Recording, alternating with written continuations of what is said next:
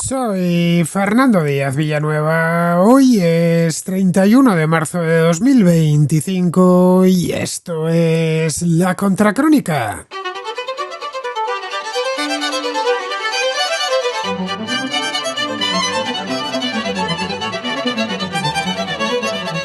Los europeos, incluso los que se creían mejor preparados para una segunda presidencia de Donald Trump, se han quedado sorprendidos por la rapidez y contundencia de los primeros 2 meses de mandato.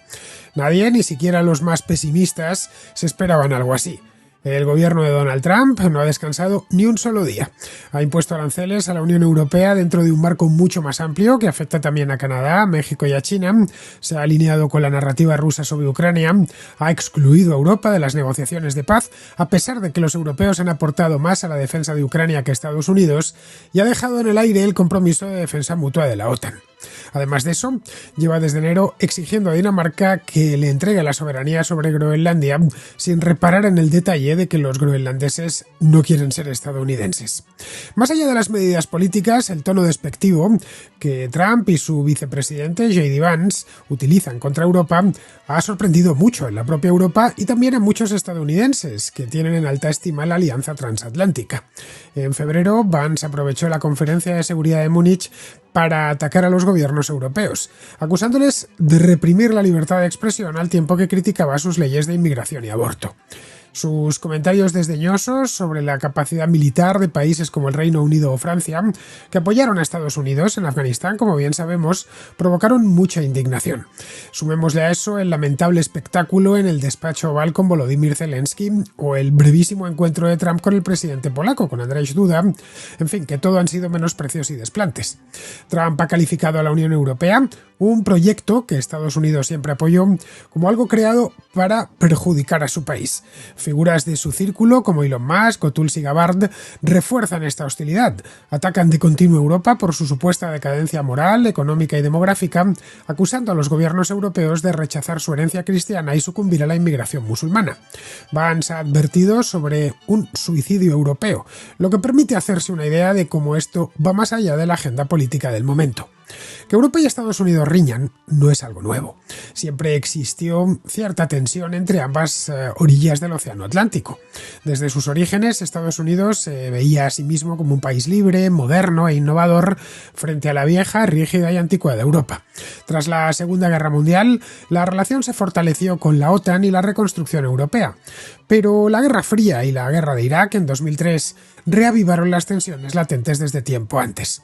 La percepción estadounidense de una Europa estancada económicamente y dependiente de su protección militar ha alimentado el resentimiento, algo que ha explotado bien el trumpismo, que ve a Europa como el epicentro de esas élites globalistas que tanto desprecia y que considera que le robaron las elecciones de 2020. Tanto Trump como su círculo íntimo no ocultan su admiración por líderes autoritarios como Vladimir Putin, mientras critican a la Unión Europea como un símbolo del globalismo que perjudica a los trabajadores estadounidenses. Su política comercial, como el arancel del 25% a las importaciones de automóviles anunciado el otro día y que entrará en vigor dentro de apenas 4 días, no es más que una consecuencia de eso mismo, de un sentimiento de haber estado pagando la fiesta a otros mientras recibían agravios. Aunque las críticas a Europa por su gasto en defensa no son nuevas, el rechazo de Trump a la OTAN y su acercamiento a Rusia marcan un giro radical. Eso, como es obvio, ha alarmado a todos en Europa por las implicaciones en Ucrania y, de un modo más general, por las implicaciones que tiene sobre la seguridad del continente.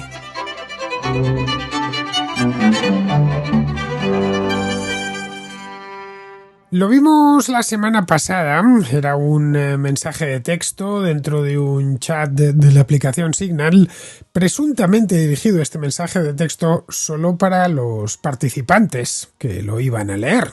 Eran a todos libres, por lo tanto, de decir lo que viniese en gana porque nadie en principio estaba escuchando, o al menos eso era lo que creían.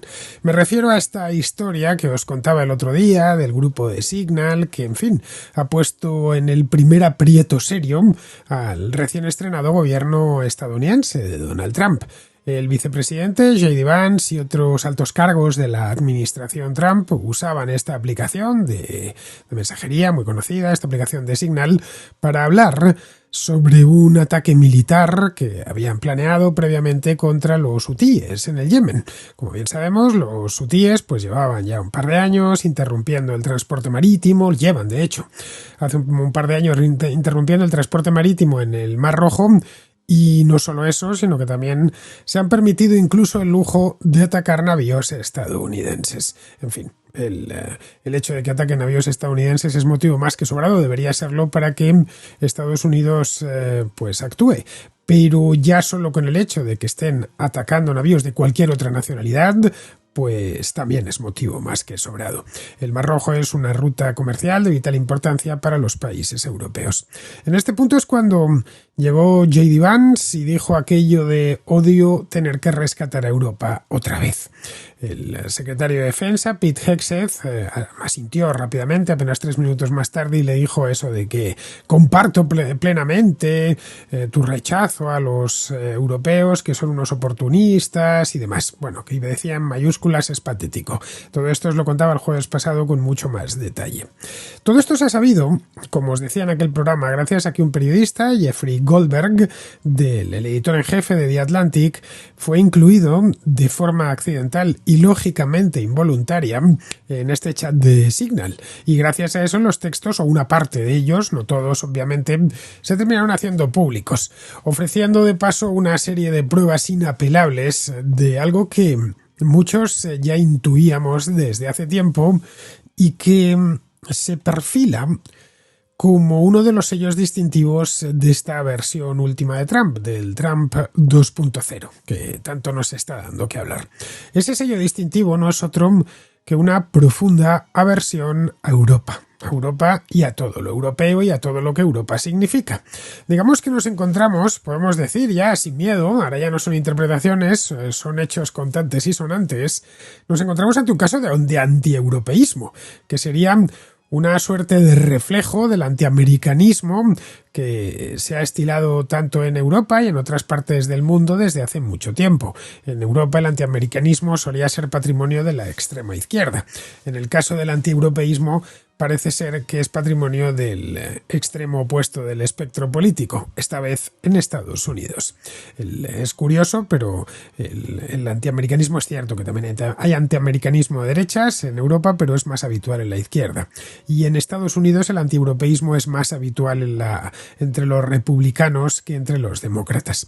Ambos, por supuesto, tanto el antieuropeísmo como el antiamericanismo, se basan en estereotipos y caricaturas la mayor parte de las veces. Bueno, como sucede siempre con los estereotipos, que son eso mismo, la visión caricaturesca de otro, pero que suelen contener, para que ese estereotipo pueda echar raíces, contener algo de verdad.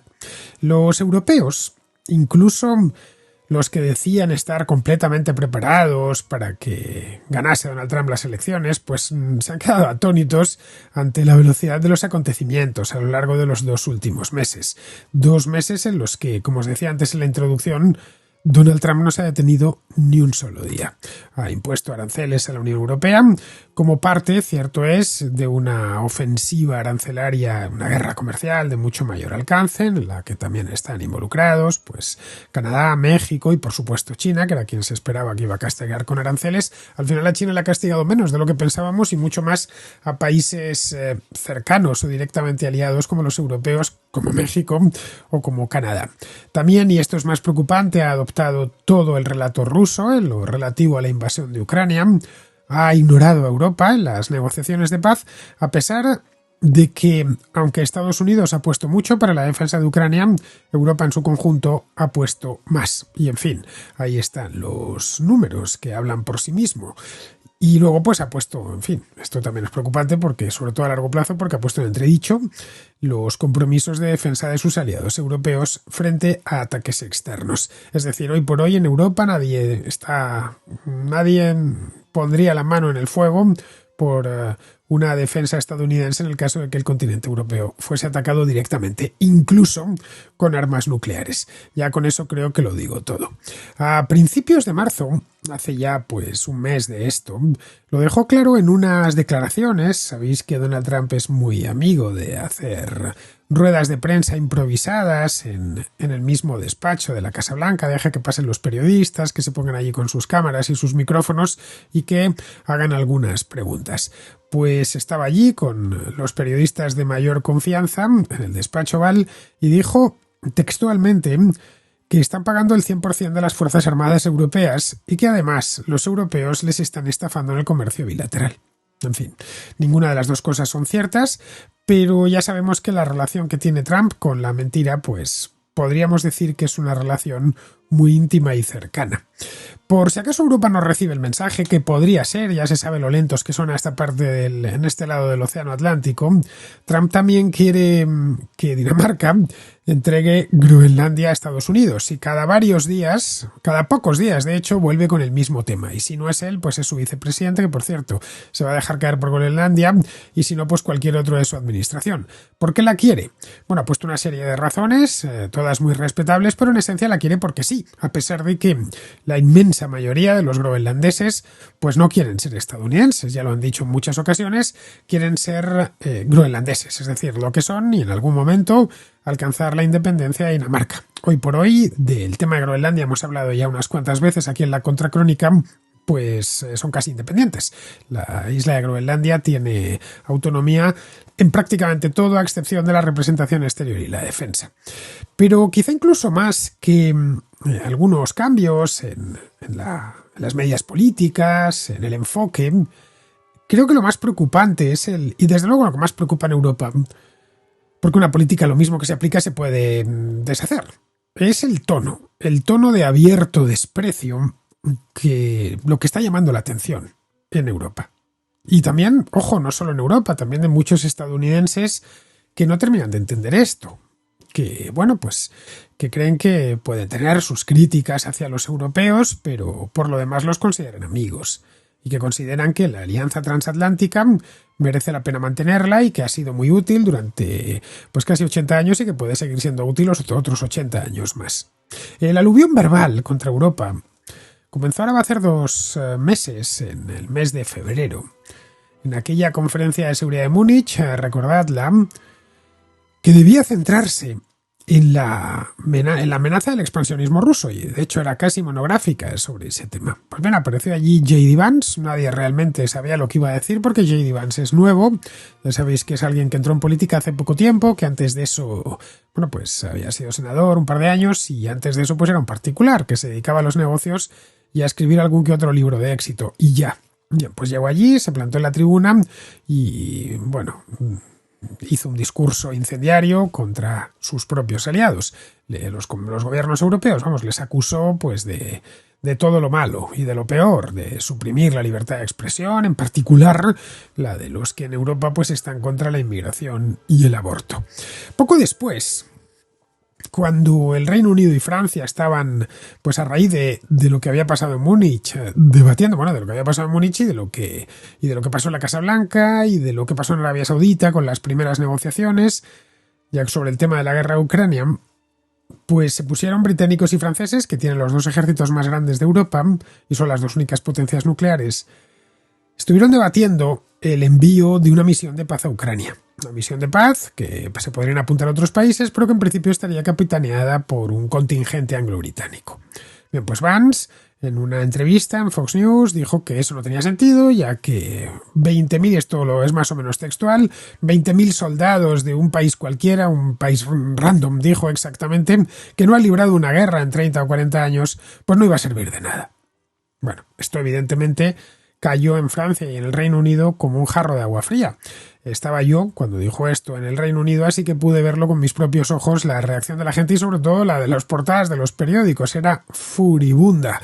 Incluso periódicos que están, digamos, ideológicamente cercanos al propio J.D. Vance. Venían a decir que, bueno, que eso era un caso de ingratitud absoluta, porque tanto Francia como sobre todo el Reino Unido ha ido de la mano con Estados Unidos a todas las aventuras en las que se ha metido, incluyendo aventuras absurdas como la de Afganistán, de la que luego tuvieron que salir corriendo los estadounidenses. Allí enviaron decenas de miles de soldados, no solo el Reino Unido y Francia, sino también todas las potencias europeas, para apoyar a los Estados Unidos, que después de invocar el artículo 5 del Tratado del Atlántico Norte en 2001, pues corrieron a auxiliar a su aliado. Muchos de estos soldados que fueron para allá europeos pues murieron en combate. Bien, Vance después dijo que no se había referido a ellos. Pues no sabemos muy bien, J.D. Vance, si no te habías referido a los soldados europeos, ¿a quién te referías exactamente? La reprimenda de Trump y del propio Vance al presidente de Ucrania, Volodymyr Zelensky, en la Casa Blanca, fue otro punto álgido de esta locura antieuropea. De hecho, ha sido la humillación más absoluta de un líder europeo que se recuerda en la Casa Blanca. Pero ojo, no ha sido la única, ¿eh? El presidente de Polonia, Andrzej Duda, solo tuvo 10 minutos de audiencia con Trump, 10 minutos, después de cruzar el Atlántico, y Polonia no está cerca de Estados Unidos, para verlo, y esperaba pues que le dedicase algo más de tiempo. Y con todo, Duda al menos pudo ver al gran hombre, al presidente. Pero Kaja Kallas, que es la secretaria de Exteriores de la Unión Europea, voló desde Bruselas y lo que recibió fue un plantón, no de Trump, que no se había citado con él, sino de Marco Rubio, de su homólogo estadounidense. Tras volar a Washington DC, nada. Tenía que reunirse con él para un encuentro acordado, pues con mucho tiempo y programado con mucho tiempo de antelación. Simplemente podríamos decir que la Unión Europea no les gusta. Pero el hecho es que históricamente los gobiernos estadounidenses siempre han apoyado a la Unión Europea. La Unión Europea no es un invento de ayer. Bueno, antes se llamaba Comunidad Económica Europea, pero en esencia es lo mismo. Es un invento de hace 60 y tantos años. Nació en 1957 y recibió siempre la bendición y el apoyo máximo por parte de los Estados Unidos.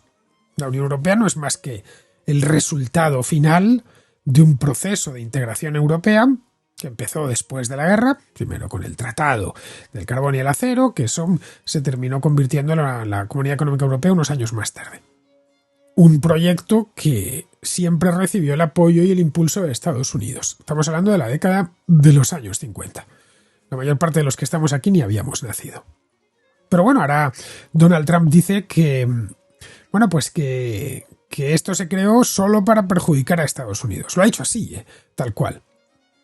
No es de extrañar que Ursula von der Leyen, que es la presidenta de la Comisión, el brazo ejecutivo de la Unión Europea, no haya ni siquiera podido reunirse personalmente, no ya con Donald Trump, sino con ningún otro alto cargo del nuevo gobierno estadounidense, a pesar de que se ha mostrado dispuesta a ello. Ojo, esto es histórico, esto es la primera vez que sucede desde que existe la Comisión Europea, y para eso nos tendríamos que ir hasta el año 1958.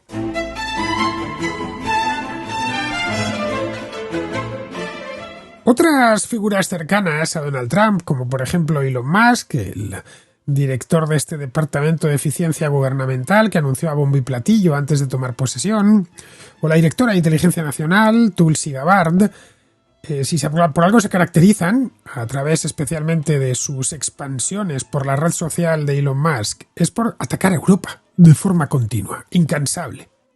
Bueno, ellos dos, y así por regla general todo el trumpismo. Creen que el continente europeo es irrelevante desde el punto de vista geopolítico, que se encuentra en plena decadencia económica, moral, demográfica. También acusan a Europa de rechazar abiertamente su herencia cristiana, de dejarse invadir por los inmigrantes musulmanes. Bueno, el propio J.D. Vance dijo el otro día, también en Fox, que es su cadena favorita, que Europa estaba ante un suicidio, que estaba suicidándose. En fin, yo creo que con eso ya lo resumía todo. Los mensajes estos de Signal, de los que hablaba antes y hablé con más detalle el jueves pasado, demostraban claramente que los ataques contra Europa no son solo una postura política, que ya digo, que como postura política se pueden deshacer con otra postura política de signo inverso. Hay una gran diferencia entre plantarse en la ciudad de Múnich y señalar con el dedo, lo cual es obviamente una maniobra calculada, aunque solo sea por agarrar a alguien de los cuellos de la camisa y sacudirle, a veces lo hacemos incluso a los amigos y los familiares, de bueno, que no me lo tomes a mal, es cierto que he sido brusco, pero lo necesitabas. Y de hecho algunos analistas fueron por ahí, no, si no había nada personal, era una cuestión de que querían que los europeos reaccionasen. Pues bien, hay una diferencia entre eso, que puede ser efectivamente algo calculado, y otra bien distinta entre eso y enviar un mensaje privado, por supuesto, a alguien muy cercano en Signal, donde crees que nadie te escucha, nadie está leyendo eso, más allá de la otra persona y en este caso de los miembros del grupo. Es decir, todo gente de la máxima confianza. Porque, como es normal, pues ni J.D. Vance ni Pete Hegseth se podían imaginar que estaba Jeffrey Goldberg allí mirando con sus ojitos. No tenían ni idea. Bueno, si lo llegan a saber, obviamente, pues no hubieran dicho nada de eso.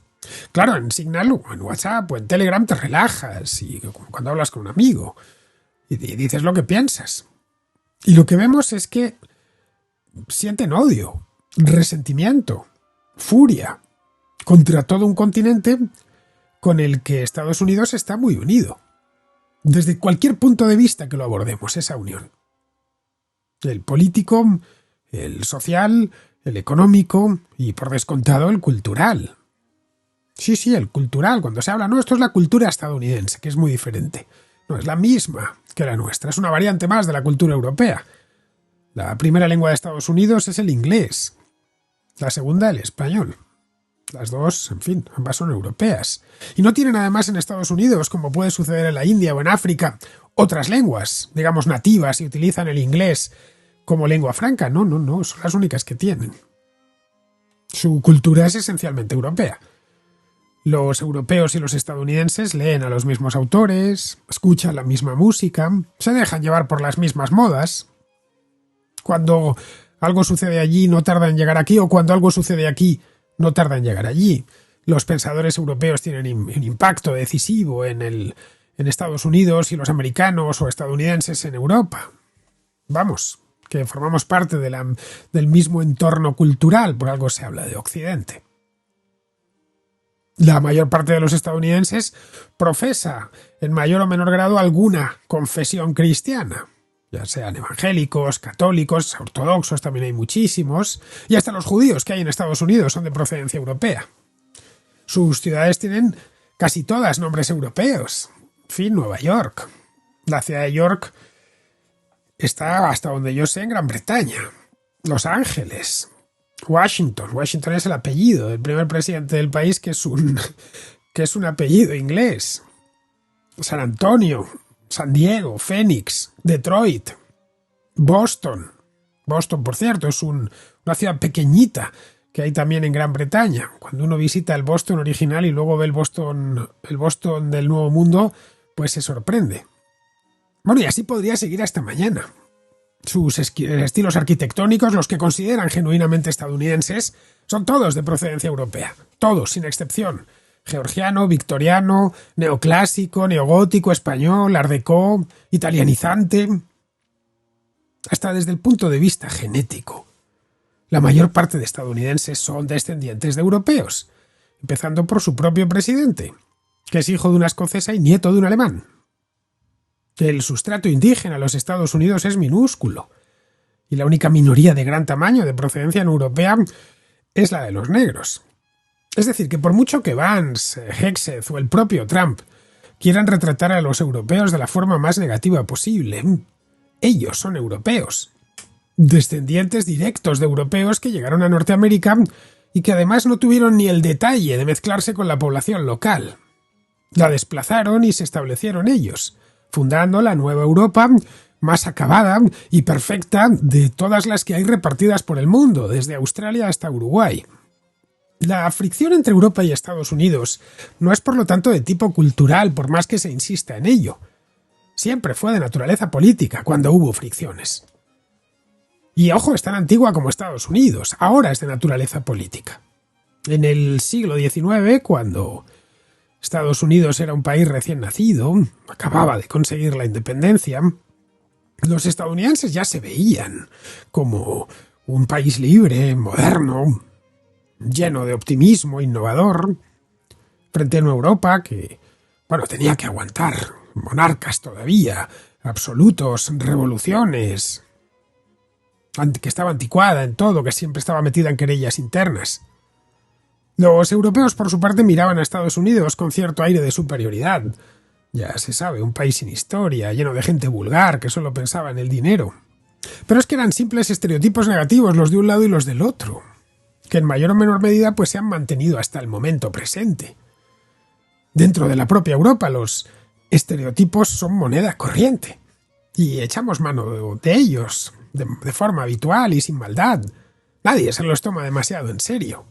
Ya sabéis, los alemanes no tienen sentido del humor, los españoles son perezosos, los italianos desorganizados, los británicos son clasistas, los escandinavos alcohólicos y los franceses arrogantes. Siempre hay una pizca de verdad, obviamente, en ello, pero son estereotipos que por supuesto tienen su contraparte positiva, el estereotipo negativo y el positivo. Ya sabéis, los alemanes son laboriosos, los españoles son divertidos, los italianos son elegantes, los británicos ingeniosos, los escandinavos confiables y los franceses distinguidos, qué sé yo. Pues con Estados Unidos sucede lo mismo, hay estereotipos negativos, pero siempre con su estereotipo positivo que lo compensa. Después de la Segunda Guerra Mundial, Estados Unidos hizo todo lo posible por reconstruir Europa occidental y que imperase en ella la democracia liberal. Lo hubiera intentado también en la Europa oriental, pero cayó en manos de la Unión Soviética. La izquierda europea, por supuesto, siguió criticando a Estados Unidos, al capitalismo estadounidense exactamente, pero la amenaza del comunismo soviético pues unió mucho a los gobiernos de Estados Unidos y de Europa para formar la OTAN en el 49. Ha sido una de las alianzas militares más exitosas de la historia. Inevitablemente la desaparición de ese enemigo común al final de la Guerra Fría, a principios de los años 90, pues avivó las tensiones entre Estados Unidos y Europa. En esa década, la década de los 90, pues la incapacidad de los europeos para detener las guerras yugoslavas generó cierta frustración en Washington. No entendían cómo podían tener una guerra de esas características tan devastadora a la puerta de casa y no hiciesen nada, no se pusiesen de acuerdo para hacer nada. Tuvieron que intervenir al final ellos. Recordemos que la paz de Dayton, que no puso fin a todas las guerras yugoslavas, pero sí marcó un punto de inflexión, tuvieron que mediar a los estadounidenses.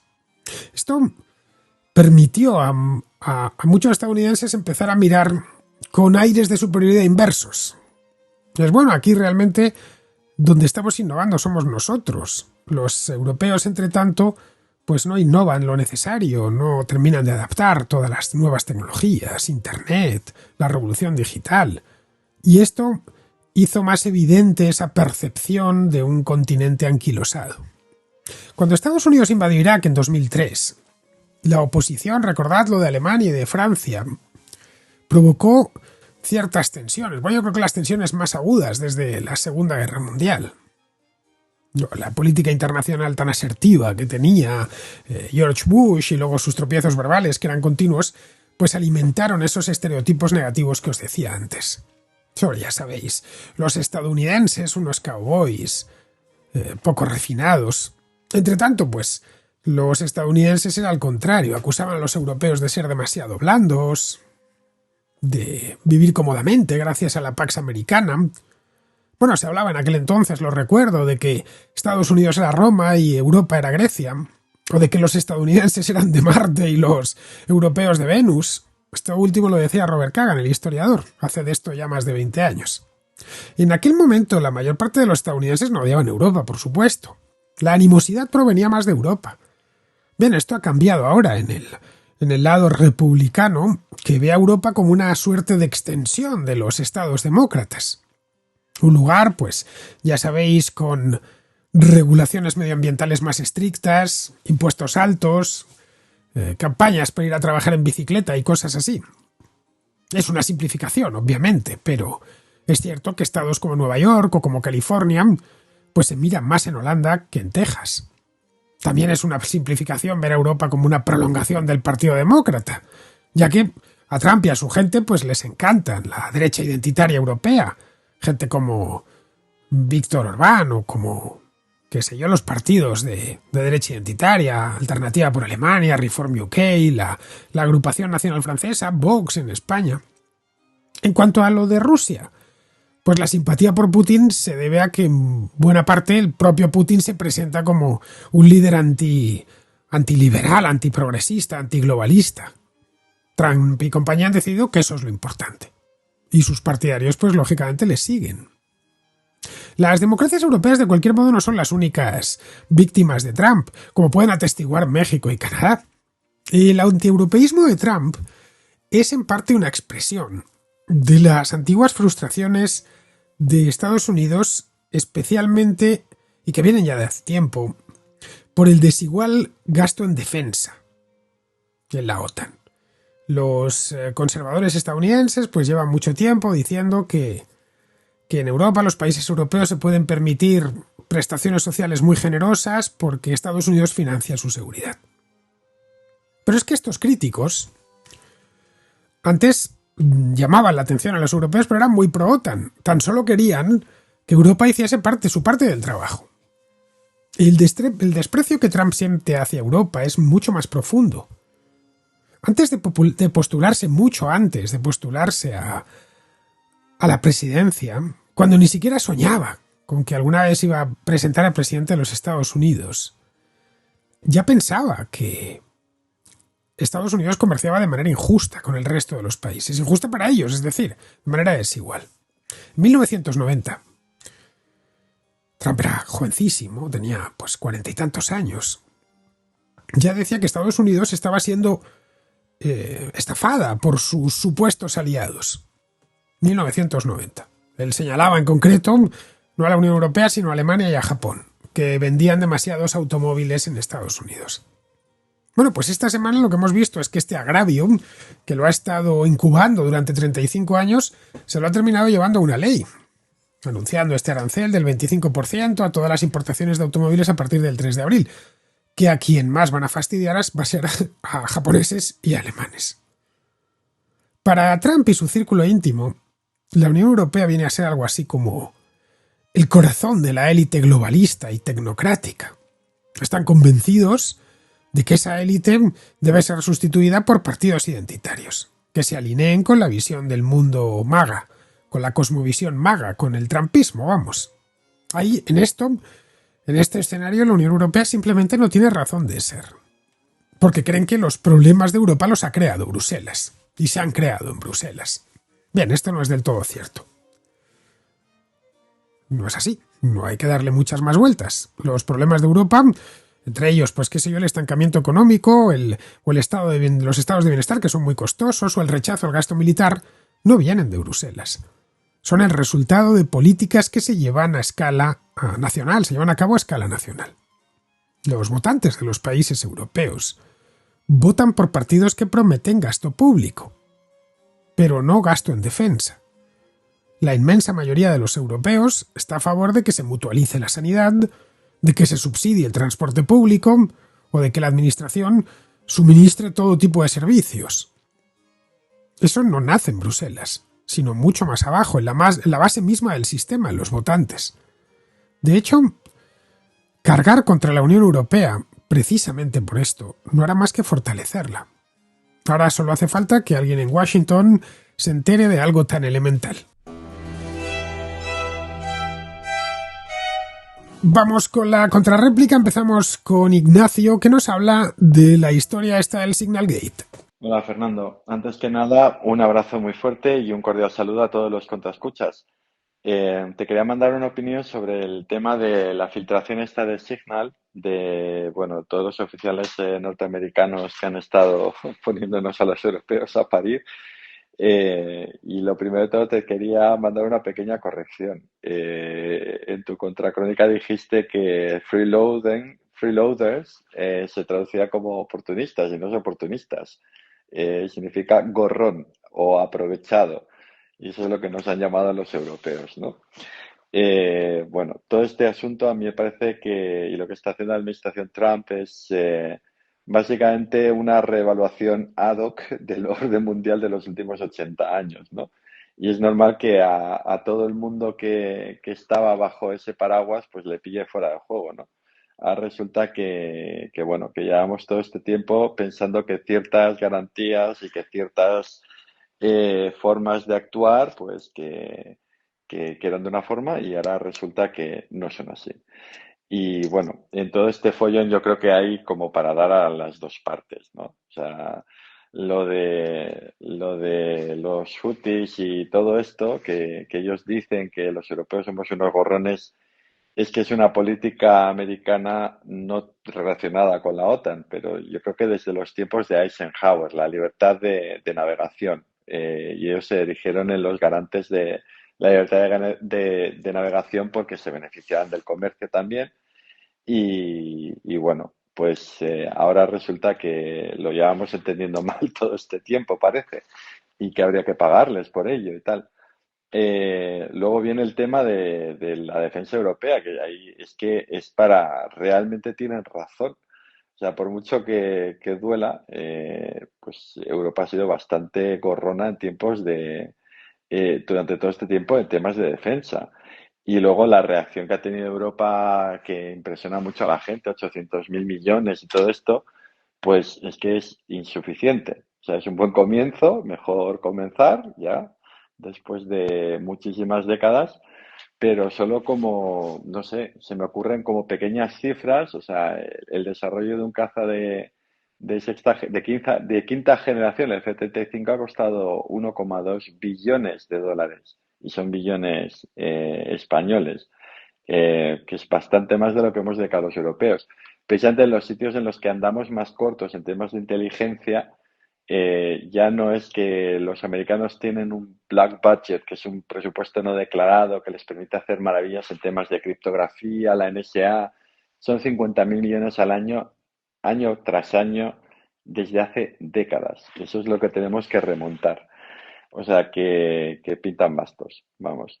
Y bueno, lo del tema del el contexto del mensaje también es pues un poco excesivo, ¿no? Porque también se les podría dar a ellos, a los americanos, debido a que hay determinadas partes de la defensa digamos, de Occidente, que ellos no han facilitado que los europeos las desarrollemos de forma, digamos, autóctona.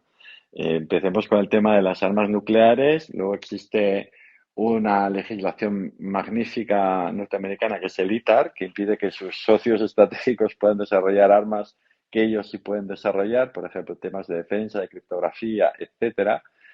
Y bueno, también ellos tienen su cierta parte, no solo la condescendencia que la ha habido europea, en que Europa está en una posición tan débil en temas de defensa, ¿no? Y también, pues bueno, ya te digo, reevaluar ahora de golpe, no lo has entendido mal, pues es un poco injusto, cruel, yo creo que contraproducente para ellos también, pero bueno, es lo que hay. No es la primera crisis que ha habido en la OTAN tampoco, ni la primera vez que parece, pero bueno, de eso podemos hablar otro día, de que parece que los Estados Unidos no van a hacer de garante el artículo 5. Yo creo que el artículo 5 ya ha tenido una crisis por década desde los comienzos de la OTAN, y me parece que es un poco el efecto campanilla, ¿no? Que son polvos mágicos que algún día nos vamos a enterar que no estaban ahí y nos vamos a caer de bruces contra el suelo. Bueno, focalizándolo, pues el tema de la amenaza que hay ahora mismo en Europa es Rusia, o sea, salvo que nos sorprenda Marruecos, que espero que no. Y digamos que la amenaza a Rusia hay que ponerla en contexto, o sea, en el ámbito de una guerra convencional, ya con lo que tiene Europa le da para defenderse. El problema es precisamente si los rusos pues les diera por utilizar armas nucleares, ¿no? Porque ahí no está, yo soy de los que cree que la disuasión nuclear no haya existido realmente tanto, porque es un todo o nada. Es decir, si Rusia, por ponerte un ejemplo, tirara mañana Dios no lo quiera, una bomba atómica táctica en algún lugar, por decirte algo, para no provocar mucha reacción de la otra parte, no muy poblado de Ucrania, tengo la certeza absoluta de que los americanos no iban a hacer nada. Pero es más, si la tiraran en algún sitio no poblado de algún miembro de la OTAN, no creo que alguien que tiene tan buena vida como los americanos fuera a dar al botón de acabar con el mundo por algo que ha pasado. Yo creo que habría muchas reticencias. No creo para nada que fueran a meterse en una guerra all in contra cualquier potencia, sinceramente. Y bueno, en ese sentido me da la sensación de que en los próximos años y por todo esto que está pasando vamos a ver una proliferación nuclear importante. Y de hecho, pues bueno, ya he estado mirando un poquito, porque bueno, al final en Europa las dos potencias nucleares que tenemos son Francia y Reino Unido. Uno ya no está ni en la Unión Europea y el otro no es precisamente el socio más fiable para temas de defensa. Y en cualquier caso, el resto de los miembros de la Unión Europea o de la OTAN en Europa no van a querer verse condicionados porque el gobierno francés de turno quiera protegerlos. Así que me parece que vamos a ir en los próximos años muchas veces la frase de, bueno, ¿y por qué la puede tener Pakistán y yo no? Así que hemos hecho un pan con unas tortas. Pero bueno, es un tema complejo con muchas esquinitas, pero aquí te mando algunas reflexiones. No sé si me podrías dar tu opinión sobre esto, que me interesa, seguro está mucho mejor fundamentada que la mía. Un abrazo muy fuerte. Bueno, freeloader significa algo así como aprovechado, efectivamente, un oportunista, vamos, un tipo que se aprovecha de una circunstancia dada para sacar provecho de ella. Según tengo entendido en inglés, un gorrón, es decir, alguien que vive a costa de los demás, es un scrounger, según he podido oír, es como suelen llamar en Inglaterra a quienes viven de los benefits, es decir, del contribuyente, vamos. En cuanto a lo del comercio internacional, a ver, Estados Unidos toma el relevo después de la guerra, el relevo del Reino Unido como garante de la libertad de comercio. Es decir, de que navegar sea seguro. Para eso reaprovechan buena parte de los barcos que habían construido durante la Segunda Guerra Mundial y organizan una serie de flotas. La segunda tiene base en Norfolk y Virginia, vamos, y se encarga de cubrir el Océano Atlántico Norte.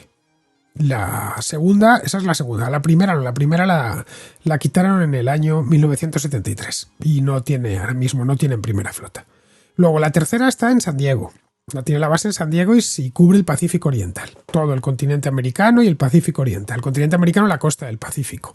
La cuarta tiene base en Florida y cubre el Atlántico Sur. La quinta tiene base en el Golfo, en Bahrein, y cubre el Golfo Pérsico y el Océano Índico. La sexta, en fin, en Europa la conocemos bien, es la que tiene base en Nápoles y cubre el Mediterráneo y todas las costas europeas. Y la séptima tiene base en Japón y cubre el Pacífico Occidental. Pero todo esto cuesta mucho dinero, como nos podemos imaginar, y corre a cuenta del contribuyente estadounidense. ¿Cómo se lo cobran? Pues sencillo, imponiendo el dólar como divisa internacional. Y así para el comercio, y así desde Bretton Woods. A cambio, en origen era a cambio de mantener la paridad fija con el oro. Es decir, a razón de $35 por onza de oro.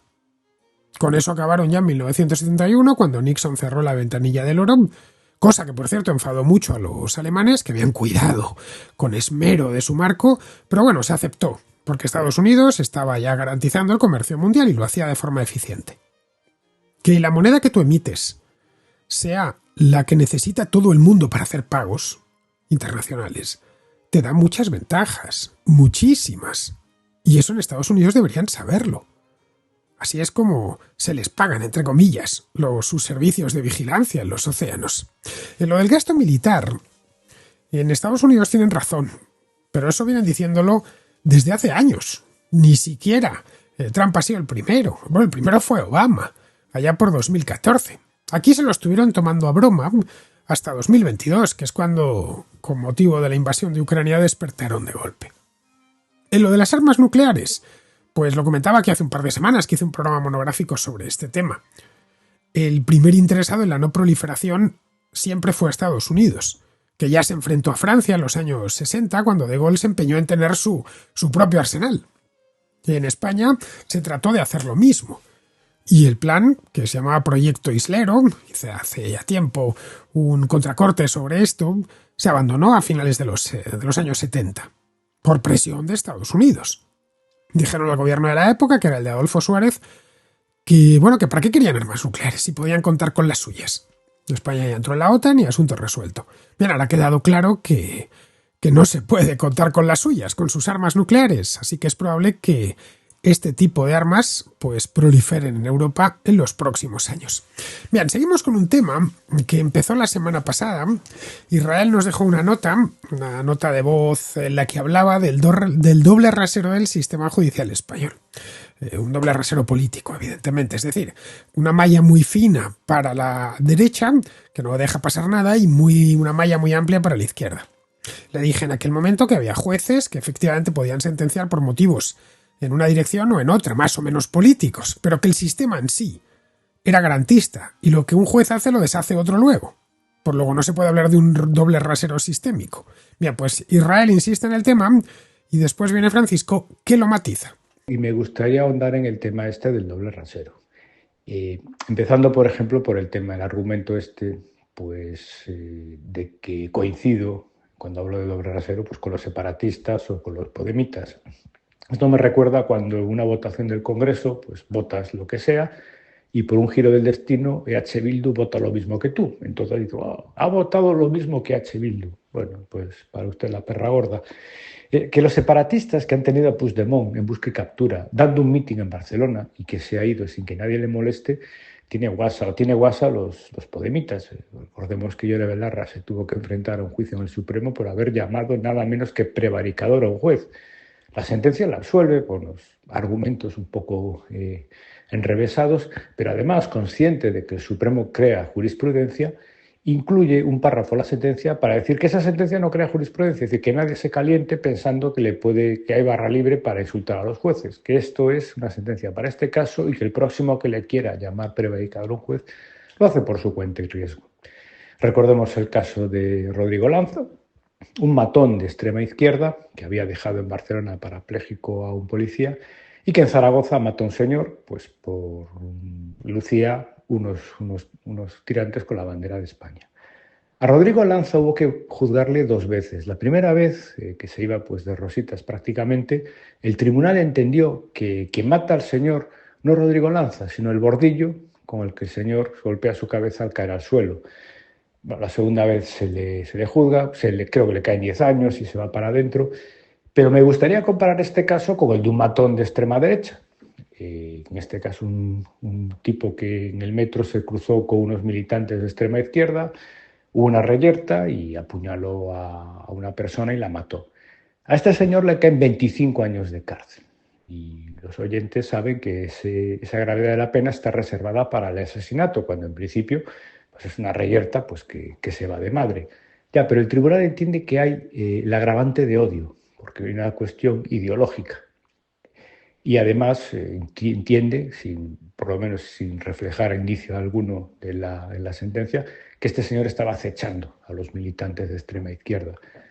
Entonces, en un caso de Rodrigo Lanza, ¿qué pasó? Pues que el tribunal decía que, bueno, que lo de los tirantes no era relevante porque los tirantes nunca aparecieron. Y cuando los servicios de emergencia intentan atender a este pobre hombre, los tirantes se extravían y, pese a la declaración de abundantes testigos, el tribunal entiende que aquello no era una cuestión política, pues como si fuera una discusión de tráfico o de fútbol.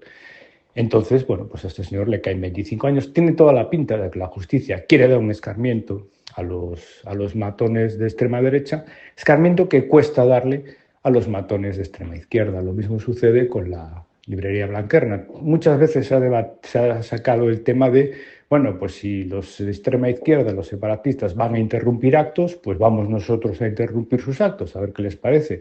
Bueno, eso se quiso hacer en la librería Blanquerna y se han ido a la cárcel los que fueron. Entonces ahí sí la justicia encontró motivos ideológicos, no sé qué, la violencia, porque hubo 2 empujones para meter a la cárcel a los fachas y dar un escarmiento. Claro, si en las numerosas ocasiones en las que la extrema izquierda interrumpe un acto, impide que se celebre, se hubieran ido para adentro, como la gente no es tonta, pues bueno, pues por ejemplo Macarena Olona hubiera dado su charla sin problemas porque no se hubieran atrevido a ir a dar la tabarra sabiendo que se la estaban jugando. Pero bueno, como hemos visto, los escarmientos solamente tienen una dirección. Da la impresión de que la Brigada de la Porra pues prácticamente cuenta con licencia para hacer lo que quiera. Y bueno, pues insisto, hay un doble rasero de manual. Hola Fernando, me gustaría dar mi aporte en el doble rasero que ha traído Israel a la contrarréplica. Vamos a ver, yo estoy de acuerdo con Israel en que hay un doble rasero en la judicatura, pero no estoy de acuerdo en el cómo. No hay una especie de organización judicial que se encarga de esto, de lo otro, no hay un lawfare. Es simplemente que España es un país de izquierda. Ya está, no hay nada más que explicar. Es una navaja de Hanlon, que se dice que no culpes a la maldad lo que puede ser explicado por la estupidez, ¿no? Que no creas en conspiraciones.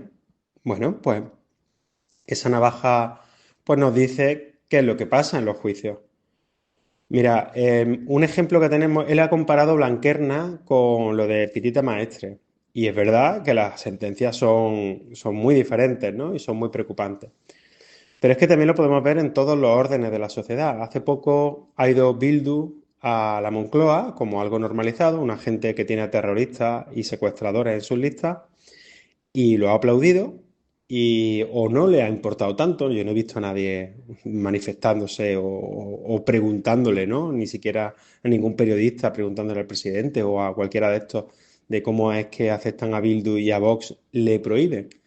Es decir, pues la sociedad pues cree que es más moralmente aceptable ser de izquierda que ser de derecha.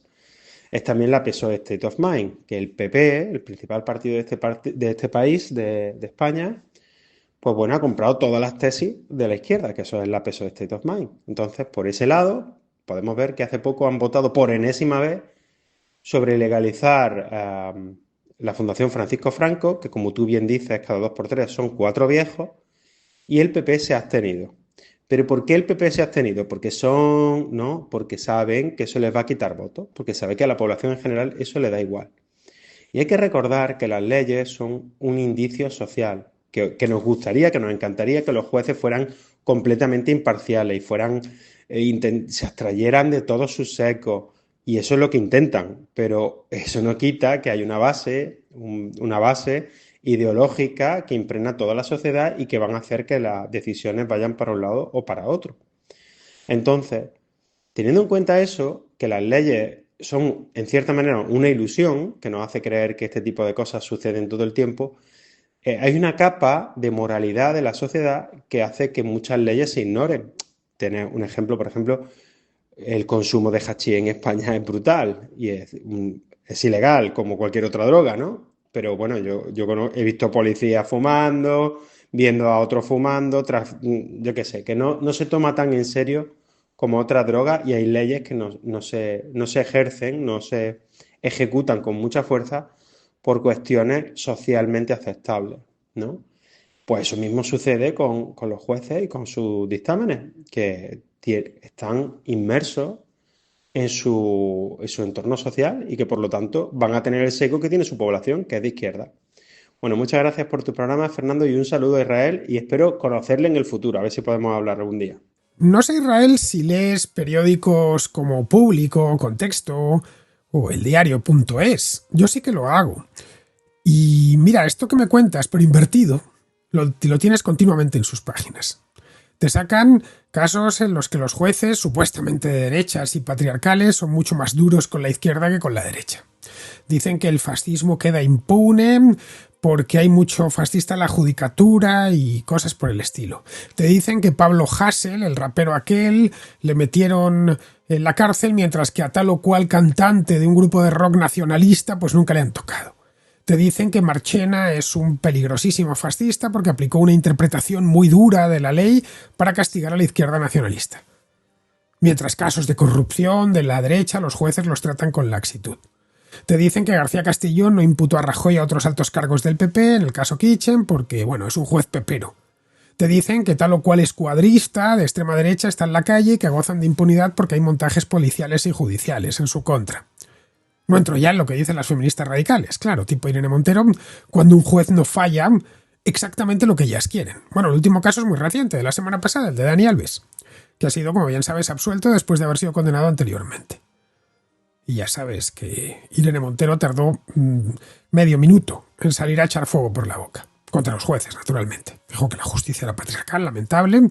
Que todo esto junto les lleva a pedir una depuración judicial y a rasgarse las vestiduras con el tema este del lofer. Mira, me ha sacado dos casos concretos. Uno es el del asesinato de Carlos Palomino en el metro de Madrid allá por el año 2007. Este caso lo conozco porque lo cubrí en su momento. El asesino era un tipo llamado Josué Estébanez. Josué Estébanez de la Hija. Me acuerdo hasta de su segundo apellido. Iba en el metro, en la línea 3 concretamente, a una manifestación contra la inmigración que había organizado Democracia Nacional en Usera. Democracia Nacional, no sé si conocerás en ese partido, pero yo ya te digo que no es precisamente de centro reformista.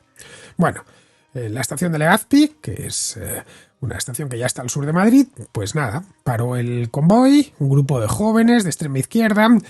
Entre ellos estaba el que terminaría siendo asesinado, Carlos Palomino, que era un crío de 16 años, se subió al vagón para dirigirse a una contramanifestación. Es decir, iban a lo mismo, uno a manifestarse contra la inmigración y los otros contra los que se manifestaban contra la inmigración.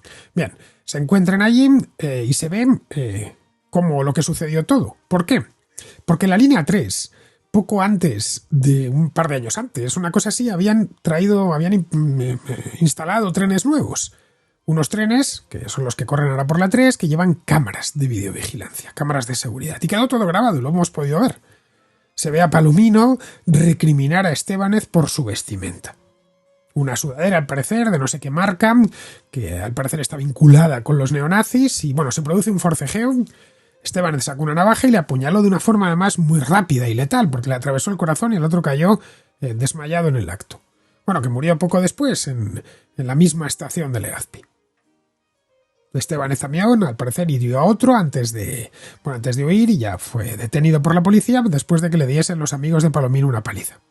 La cosa, pues se quedó ahí hasta el juicio. El juicio fue un par de años después, hubo bastante movimiento de prensa y de tal, fue un suceso que, no te voy a decir que conmocionó Madrid, pero que tuvo muchísimo recorrido en periódicos y en televisiones. Y fue un juicio con jurado.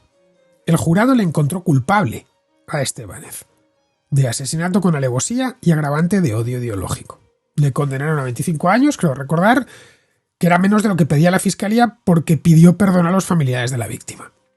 Bien, del otro caso, el de Rodrigo Lanza, hablé aquí en la Contracrónica, en su momento, porque esto ocurrió en 2017, de cuando yo ya hacía este programa. Creo recordar que hasta hice un programa dedicado solo a esta historia.